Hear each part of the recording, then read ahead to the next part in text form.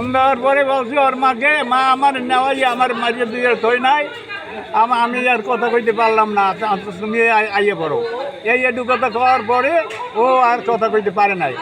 এরপরে ওর মা যাইবে করে বুঝবার শুনেছে। এই 10 মিনিটের পরই আবার ওর স্বামী আমার দ্বারে ফোন দিয়েছে, ও দাদু আমার এই সব কিছু শেষ হয়ে গেছে, সুপ্রিয়া নাই, এ গলায় ধরে গেছে। এই পর্যন্ত হয়ে যা, আর কোনো ই নেই। হাসপাতালে দিয়ে এরপর কোথায় গেছে উদেও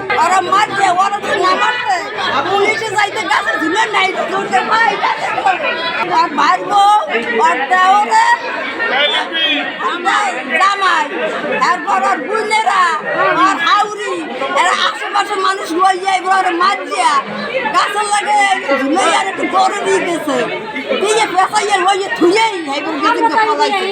আমরা আগে দেই ওরা যদি না মারতে ওরা আরো লোক বুঝাইতে ওরা একটা লোক নাই, তবু যদি দোষ না থাকতে তোরা পোলাওকা। নগদ নিয়ে এলো হার না মানা হার অফার। সর্বনিম্ন 10,000 টাকা রেমিটেন্স নগদে পাঠালে থাকছে স্বর্ণের হার জেতার সুযোগ।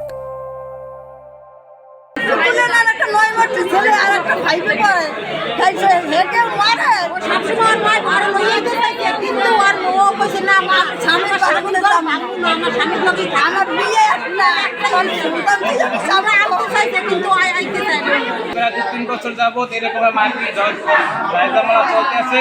হ্যাঁ, তাদের নাকি ভাই বোনের একটা সমস্যা, নারী কেলেঙ্কারি আছে।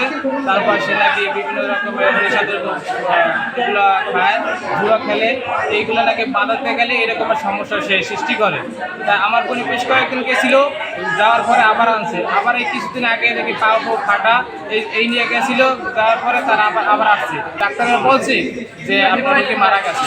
তখন বলছে মেয়ে যে আমার মাকে মারছে আমার বাবা পেট পাশে লাঠি মারছে, লাঠি মারার পরে আমার মা অজ্ঞান হয়ে পড়ছে। অজ্ঞান হয়ে পরে কিছুক্ষণ আসিল, পরে নাকি দেখে যে সে কোনো কিছু করে না, পরে নিয়ে নাকি তার গলায় দিয়ে গেছে।